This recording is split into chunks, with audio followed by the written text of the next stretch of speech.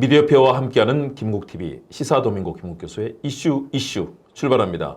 오늘은 정말로 특별한 시간입니다. 대한민국 최고의 여론조사 전문가 휴먼앤데이터의 이은영 소장님을 모셨습니다. 여러분 이은영 TV로도 중계가 됩니다. 그렇기 때문에 김국TV, 이은영 TV, 남매 TV네요. 네. 여러분 주목해 주시고요. 오늘 정말 큰 활약을 하고 계시는 여론조사의 이 업계의 별 이은영 소장님과 이야기 나눠보겠습니다. 여러분 환영해 주십시오. 소장님 안녕하세요. 네, 안녕하세요. 데이터 분석가 이은영입니다. 반갑습니다. 네, 데이터 분석가 네. 그리고 휴먼앤데이터 소장을 하고 계신데요. 네.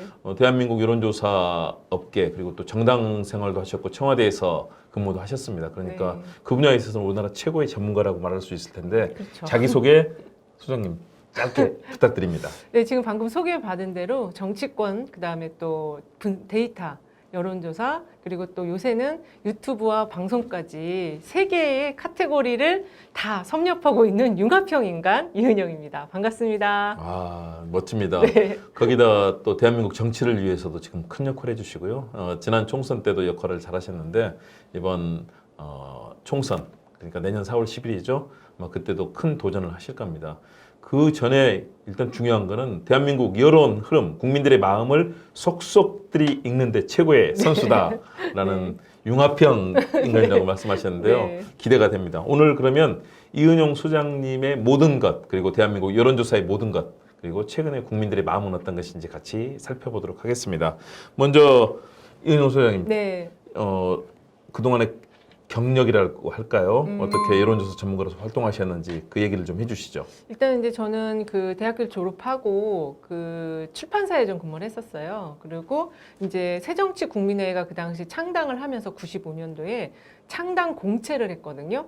공채 일기인데 우리 도민고님도 문화일보 공채 일기라고 그래갖고 제가 너무 맞습니다. 반가웠어요. 공채 일기. 우리 같은 네. 공채 일기, 공채 일기. 공채 네. 일기 남매네요. 네. 그래서 당시 제가 이제 정당에 그 공채에 지원하게 된 거는 그 당시 정치 광고 분야가 굉장히 좀 도전해보고 싶은 분야여서 마침 이제 그 직원을 채용하는 공채가 있었기 때문에 도전을 했고요.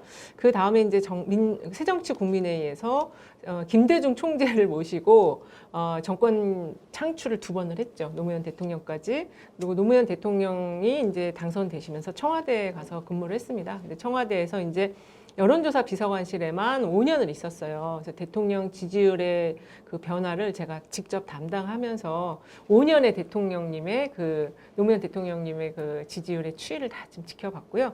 그리고 나와서 여론조사가 너무 재밌어갖고 조그맣게 또 회사를 차려서 제가 이제 제 회사로 운영을 하다가 여기까지 오게 됐습니다. 네. 지금은 조그맣지만 이제는 대한민국을 대표하는 리얼미터 갤럽 필요 없죠. 휴먼앤데이터가 그 역할을 하려는 휴먼앤데이터. 그렇습니다. 네. 그러니까 1995년에 시작하셨으니까 28년에 전문가로서의 업력이 있으신 거네요. 그 얘기는 숫자는 얘기 안 했으면 좋겠지만 그래도 저의 업력이 결국에는 이제 전문성을 갖게 한 가장 고통의 시간이기도 했지만 또 저의 단련의 시간인 그런 시간을 보내고 이 자리에 서 있습니다. 그러니까요. 청와대에서 5년 동안 하셨으니까요. 저는 정치학자이자 학계 교수로서 분석하고 네. 계속해서 내놓았던 그다음에 언론인으로서 내놓았던 글 상당 부분을 네. 아마 소장님이 담당하셨던 데이터에 근거해서 제가 얘기를 했을 가능성이 높습니다. 네. 제가 왜냐하면 대통령과 관련된 논문을 많이 쓰고 또 분석을 많이 했기 때문에 그러셨죠. 제가 대통령학에서는 몇 명 안 되는 우리나라 전문가잖아요. 그러시구나. 그래서 네. 대통령 지지율을 관련해서 많은 얘기를 했는데 최근에 심상치 않습니다. 그렇습니다. 국민들의 시선. 네. 거기에 대해서 짧게 한 말씀 해주시면요. 아무래도 지금 그 윤석열 대통령이라는 분이 굉장히 역대 대통령하고는 다른 캐릭터예요. 일단은 검사 출신 대통령, 특수부 검사 출신 대통령은 아마 제가 보기에도 전 세계적으로도 몇 명 안 되는 그런 직업군의 대통령이시고, 그 다음에 그 정치 경험이 없는 대통령이다. 그리고 또 하나의 이번 지금 한 1년 6개월, 1년 반이 조금 지나가고 있는데 그 순방 효과를 순방 리스크로 바꾼 정말 유일한 대통령이다. 이런 대통령이 없어요. 그래서 요 3가지 특징을 가지고 있는데 지금 잼버리 이제 수습하는 과정을 보면서 참 대통령직이 정말 저분에게 맞는 직일까 그런 생각을 하게 됩니다. 그러니까요. 네. 일단은 이 소장님에 관련해서 일단 얘기를 좀 더 해보면요. 네. 여론조사 어떤 점이 그렇게 매력적이어서 여론조사에 평생의 업으로 삼게 되셨는지 어떤 점이 특히 여론조사 전문가 되고 싶은 청소년 많거든요. 그렇죠. 근데 이제 요새는 여론조사라고 하기보다는 청소년들은 이 이제 데이터를 다루는 사람, 그리고 또 유튜버, 제가 이제 제 채널 이은영 TV 채널을 운영하고 있는데 데이터를 다루는 유튜버라는 이러한 직종에 대해서 관심이 많으실 거예요. 여론조사와 데이터를 다루는 것의 가장 큰 매력은 정보를 생산한다라는 거거든요. 그래서 우리가 잘 알지 못하는 어떤 새로운 막 곳곳에 숨겨져 있는 그러한 정보를 구조화해서 체계화해서 그걸 하나의 우리가 쓸 수 있는 어떤 보석으로 만들어서 대중에 딱 선보이는 그 어떤 그 희열과 매력이 있어요. 그 정보를 발굴해 갖고 대중에게 딱 터뜨려서 알려드리는 그 매력이 있습니다. 맞습니다. 예. 저희는 이제 그 매력을 다시 또 분석하고 재가공하는 재가공해서 거죠. 그렇죠. 국민들에게 이게 무슨 의미가 있는 건지 그렇죠. 다시 한번 정치적으로 해석을 하는 역할을 하는데 네. 그러면 다루시는 건 주로 이제 정치 정보 데이터잖아요. 네네. 아무래도 이제 정당과 청와대라든가 이곳에서 네. 정치를 하셨으니까 그 특성은 어떻습니까? 좀 다른 분야의 데이터와 좀 다르죠. 아무래도 굉장히 다르고요. 이게 이제 그 정치 영역이 지금은 굉장히 고관여층들이 정치를 보고 계시기 때문에 그 수준이 굉장히 높아요. 그리고 제가 느끼는 거로는 생활에 굉장히 밀착돼 있다. 우리들의 삶 속에 굉장히 밀착돼 있는 데이터가 바로 정치 또는 이제 공공 분야의 데이터거든요. 그래서 그리고 이 정치와 공공 분야의 데이터는 결국 언론하고 뗄래야 뗄 수가 없습니다. 왜냐하면 그게 사람들이 어떻게 인식하는지, 그거의 가치를 어떻게 알아보는지 이 과정이 반드시 있어야 되기 때문에 언론, 미디어 여기와 굉장히 밀접돼 있다 이렇게 말할 수 있어요. 그렇죠. 네. 정당에서 어쨌든 민주당에서 출발하셨잖아요. 네. 지금 보시는 민주당 정당의 역할, 정당에 대해서 국민들이 많이 불신합니다. 정치인에 대해서 불신하는데요. 네. 어떻게 느끼시는지 여론조사 전문가로서. 일단은 이제 여론조사 하는 사람이 이렇게 정당에 소속되었으면 좀 편향된 정보를 해석하지 않을까 이런 걱정을 하실 수가 있는데 이제 저는 그 전문 직종이 아까도 말씀드렸다시피 한 28년 정도 종사를 했기 때문에 이제 그런 편향을 가급적이면 저의 직업 윤리를 가지고 좀 둥글러서 보고 팩트와 그다음에 정밀한 어떤 그 데이터들을 보려고 노력을 하는 사람이기 때문에 그렇게 좀 봐주셨으면 좋겠고요. 사실 지금 언론도 객관주의 언론이라는 거는 없습니다. 어떤 그 가치에 기반한 언론이라는 게 지금 있고 미국은 이미 다 그렇게 되어 있거든요. 그래서 제가 그 분석하는 데이터들은 좀 그렇게 봐주셨으면 좋겠고 그다음에 지금 현재 정치의 가장 큰 변화 특히 이제 내년 2024년에 총선이 굉장히 정말 한 획을 긋는 정치의 역사에서 한 획을 긋는 선거라고 저는 보고 있는데 첫 번째 이유는 그 인구 구성비 자체가 굉장히 많이 변했어요. 그래서 2030 특히 이제 35세를 정도 기점으로 해서 이 앞쪽의 세대는 기존 그 뒤쪽에 있는 세대들과는 완전히 좀 다른 신인류와 같은 분들이고 또 시각 자체가 굉장히 다르거든요. 그래서 그러한 세대 구성 속에서 그 정치가 이제 특별히 또 지금 기술과 과학 기술의 그 굉장히 급속한 변화 그리고 그거 외에도 뭐 저출산 고령화라든지 이런 여러 가지 우리가 직면하고 기후 변화라든지 이런 문제 속에서 정치가 답을 내야 되기 때문에 굉장히 지금 정치의 역할이 이전과 다른 어떤 패러다임 시프트 그런 게 지금 진행되고 있는 그런 시기다. 그래서 내년에 그러한 어떤 과제들을 정치에 들어가서 일을 하시려는 분들은 정말 나의 숙명으로 내 마지막 인생을 여기에 쏟아붓겠다라는 생각으로 그 과제에 대한 해결책을, 솔루션을 반드시 내는 그런 지금 정치사적 격변기에 있다 이렇게 말씀드릴 수 있어요. 굉장히 큰 역사적 의미를 네. 부여해주셨는데 네. 그럼 과거에는 정치인들끼리 모여서 300명의 국회의원과 관련되는 정치 고관여층에서 모든 것이 결정됐지만 그렇죠. 지금은 수많은 분들이 SNS, 유튜브 또 자기들이 참여할 수 있는 그런 네. 여러 경로를 통해서 직접 참여하시기 때문에 네. 그런 시대적 변화와 많은 사람들의 의견들을 함께 해나갈 수밖에 없는 상황이다. 그렇죠. 집단지성의 힘을 적극적으로 정치하는 분들이 반영하고 귀를 열고 듣고 이렇게 해서 정책을 만들어서 실제 정치와 정책의 효능감을 대중에게 주는 그러한 그 뭐라 그럴까요? 이 프로세스를 만들어내야 됩니다. 지금 그게 다 끊어져 있고 그 지금 사회 변화를 제가 볼 때는 제가 제 생각이 아니고 어떤 교수님 그 과학기술계 쪽에 계신 교수님 말씀에 따르면 60대 이상은 그 변화를 지금 따라갈 수가 없대요. 그나마 따라갈 수 있는 게 50대라고 얘기하시고 이제 그 밑에부터는 정말 새로운 변화를 이들은 향유하면서 즐기지만 요 앞 세대는 그걸 못 하니까 그나마 따라갈 수 있는 세대가 제도 변화를 해줘야 된다. 그래야지 다음 세대들이 어려움 없이 미래를 살아갈 수 있다. 이렇게 얘기하시더라고요. 그렇죠. 참 안타까운 일이 오랫동안 살았던 지혜를 발현하는 것이 아니라 자기가 네. 살았던 이념과 가치에 매몰돼서 다른 다양한 변화들을 전혀 인식하거나 받아들이지 않는 그런 맞아요. 속성들. 네. 저는 그 부분이 좀 아쉬워요. 어르신들이 갖고 있는 지혜를 어떻게 하면 더 살릴까 같이 그렇죠. 고민해야 되는데 네. 그분들은 무조건 태극기면 태극기 아니면 뭐 진보도 너무 극단적인 형식이지 뭐 이렇게 되면서 양측이 매몰되는 그런 흐름들이 많은 것 같아요. 그렇습니다. 근데 이제 정치는 아무래도 지금 진영화되어 있기 때문에 특히 이제 민주당의 경우는 지금 뭐 권리당원이 200만, 뭐 250만 이렇게 얘기 나오잖아요. 권리당원, 일반당원 다 합쳐서 그러다 보니까 이 고관여층의 이 수요와 니즈를 반드시 읽고 그 흐름대로 따라가주는 것이 또 굉장히 중요한 포인트인 것 같아요. 내년에 이제 총선에 도전하실 텐데요. 네. 어떻게 준비도 잘하시고 또 승리의 기틀을 마련하고 계십니까?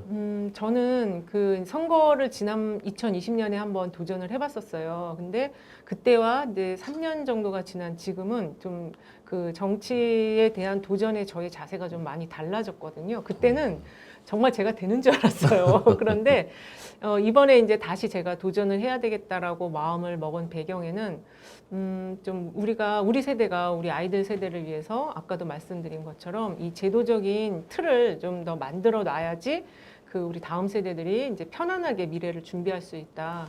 그런 관점에서 저와 함께 이제 지금 경쟁을 도전하는 그런 분들이 있는데 같이 좀 아름다운 경선을 만들어서 정말로 정말 보기에 유권자들과 지역 주민들께서 보기에 정말 좋은 민주당의 리더를 뽑는 그 과정을 저는 함께 하고 싶습니다.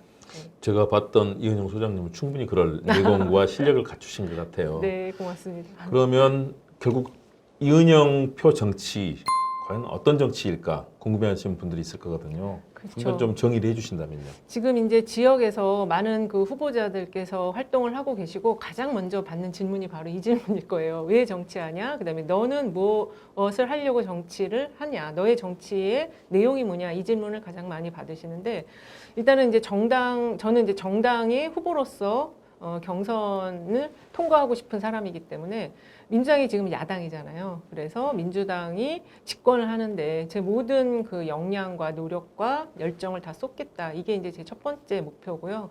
그다음에 이제 두 번째는 제가 지금 도전하는 지역이 의왕 과천 지역인데 이 도시가 사실 이제 그 경기권에서는 경기 남부 쪽에 있는데 이 경기 남부가 이제 뭐 안양, 수원, 뭐 화성 이렇게 쭉 있습니다.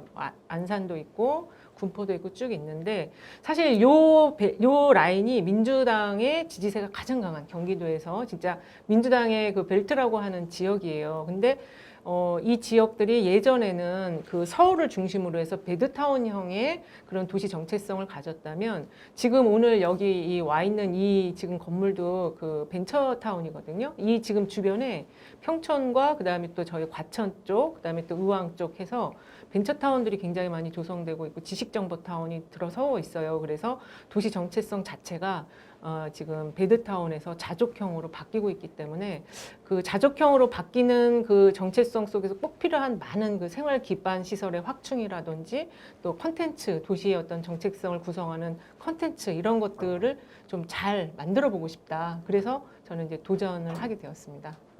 참 잘하실 수 있을 것 같아요. 네. 그래서 그런 믿음감, 네. 신뢰 그런 네. 부분이 이은영 소장님 항상 말씀하시면 저절로 묻어납니다. 네. 그런 측면에서 그렇다면 근데 좋아하시는 분들 있고 또 싫어하시는 분도 분명히 정치인이 그렇죠. 있잖아요. 그렇죠. 그럼 스스로의 장점과 단점을 좀 이렇게 분석해 보신다면 스왓 어널리시스, 스왓 분석을 스왓 분석이요? 스스로 한번 해보신다면 어떤가요? 일단은 저의 강점은 데이터를 읽는 사람이라는 거예요. 그래서 데이터를 통해서 그 숨겨진 정보를 찾고 그걸 통해서 방향을 설정하는 그런 역량과 능력을 가지고 있다는 게 저의 가장 큰 강점이고요. 이 데이터를 읽는 능력 안에는 그 사람들의 이야기를 듣는 소통력이 굉장히 좀 잘 강하거든요. 들어야지 이제 정보를 발굴할 수가 있으니까. 그래서 이 소통력과 그다음에 정보 발굴하고 정보를 생산할 줄 아는 그 시각, 이게 제 가장 큰 장점이고, 또 장점이 하나 더 있는데요. 제가 지금 그 아주 많은 것 같은데. 네, 많아요. 많은데 두 가지만 말씀드리면, 네네. 사단법인 기본사회의 그 경기 의왕지부의 그 상임 대표입니다. 그 사단법인 기본사회는 그 우리 사회가 이제 이렇게 가야 된다라는 5가지 방향성 사회적 아젠다를 가지고 그거를 실천하기 위한 연구 단체인데, 이제 주로 기본 소득이 제일 메인이고요. 그다음에 거기에 기본 금융, 기본 의료, 기본 주거, 그다음에 이제 을을 지키기 위한 권리, 이렇게 해서 총 5가지 사회적 아젠다를 가지고 우리 사회가 어떤 방향으로 가야 될지에 대해서 연구하는 그런 단체입니다. 그래서 저는 이제 그 단체를 통해서 의왕 과천 지역에서 50세 이후에, 우리가 이제 50대 정도에 은퇴를 하는데 그 이후도 한 30년을 살아야 되는데, 이 50대 이후에 우리 사회에서 우리 지역에서 이 공동체 문화와 공동체 컨텐츠를 뭘로 만들 것이냐. 저는 이 부분을 이 기본사회라는 조직 틀 안에서 이 문제를 컨텐츠를 만들고 싶은 생각을 네. 갖고 있어요. 그게 저의 가장 큰 강점이고요. 나머지는 이야기를 안 할게요. 왜냐하면 네. 저의 경쟁 후보들도 이걸 볼 거기 때문에 이걸 네. 얘기할 수가 없어요. 아니, 장점이 가득하시기 때문에 네, 장점만 아마 있습니다. 잘 살려나가실 거고요. 네. 혹시라도 단점이 보면 얼른 빨리. 얘기해 주세요. 네, 제가 바꿔서. 잘 수용해서 고치도록 하겠습니다. 그렇죠. 네. 아마 가장 잘할 수 있는 능력과 네. 또 그동안의 소통력, 또 커리어를 쌓으신 것 같아요. 고맙습니다. 그렇다면 지금 이 사회, 이제 한국 사회가 네. 필요로 하는 리더십이 많이 있을 텐데, 이은영 소장님이 한국 사회를 위해서 기여할 수 있는 리더십이라고 스스로 평가하신다면 어떤 요소들을 좀 얘기할 수 있을까요? 방금 소통력도 얘기해 주셨고. 네. 그 리더십이라는 게 사실은 이제 그 정치를 하려는 사람들의 리더십이라는 거는 부름을 받았을 때 그 리더십을 이제 발휘를 할 수 있는 거거든요. 그래서 내가 이거를 이렇게 어떻게 하겠다. 이것도 물론 중요해요. 자신의 목표와 비전을 설정해서 그거를 지역민들과 함께 공유를 하는 그 과정도 굉장히 중요하지만, 1차적으로 저는 부름을 받는 게, 대중의 부름을 받는 게 가장 중요하다. 그게 리더십의 가장 첫 단계다. 저는 그렇게 생각을 하고 있습니다. 네. 이은영 소장이 네. 이은영 국회의원이 됐을 때 한국 정치는 어떻게 바뀌어야 될 것인가, 또 어떻게 바뀌어 있을 것인가, 그 부분이 상당히 궁금해요. 지금 우리 사회 변화가 굉장히 빠르게 진행이 되고 있는데, 정당의 역할이라는 게, 특히 지역 활동을 함에 있어서 정당의 역할이라는 거는 결국 그 지역 구석구석의 민원이라든지 또 개선해야 될 과제들을 계속 끊임없이 듣고 그걸 정리해서 우선순위를 정하는 거거든요. 근데 제가 지금 이번에 도전하면서 가장 크게 고민했던 부분은 그 이제 총선이라는 국회의원을 뽑는 선거가 있고, 그 다음에 한 2년 뒤에는 지방선거가 있어요. 근데 사실 이 선거의 과정이라는 게 내가 활동을 하면서 나와 정치를 할 나의 동반자들을 만나는 과정이거든요. 근데 거기서 제일 첫 번째 대상자가 그 기초의회를 이제 도전하고 싶은 사람들과의 만남이에요. 근데 이게 이전에는 약간 수직적인 관계 형성이 되어 있었는데, 저는 그거를 좀 깨보고 싶다. 그리고 그 수직적인 관계 안에서 국회의원에 그 도전하는 사람들이 갖는 부지불식 간에 갖는 그 기득권이라는 게 있거든요. 그거를 정말 깨고 싶은데, 제가 됐을 때 저도 그 기득권자로서 할 수 있을 수 있겠다. 좀 뭔가 권위적으로 이걸 할 수 있겠다라는 그런 두려움 같은 게 이번에 생겼어요. 그래서 어쨌든 나와 정치를 하고 또 이제 마지막에 목표인 집권, 민주당의 집권, 그리고 민주당의 정체성을 더 강화하는 방향으로 가기 위해서 나와 같이 함께 정치를 할 그 동반자들을 정말 수평적인 관계 속에서 잘 만나고 싶다. 그게 이은영이 만들 어떤 새로운 정치의 모습이라고 저는 생각을 해요. 네. 두 가지를, 어떤 때는 사실은 수직적인 부분이 필요할 수도 있거든요. 그렇죠. 조직이 운영이 맞아요. 돼야 되고, 또 국민들을 위해서 봉사하는 큰 힘을 가지기 위해서는 어떤 전략적인 포지션이 있을 텐데 네. 그런 부분을 가장 잘하실 것 같아요. 네. 그래서 앞으로 그런 큰 역할 해주시고요. 네. 여론조사 전문가로서 했던 역할들이 정치인으로서 또 다른 큰 비상을 해주시기를 기대하면서 네. 1부 마치고 2부에서 다시 한번 또 말씀드리도록 하겠습니다. 네, 알겠습니다. 네. 감사합니다. 감사합니다.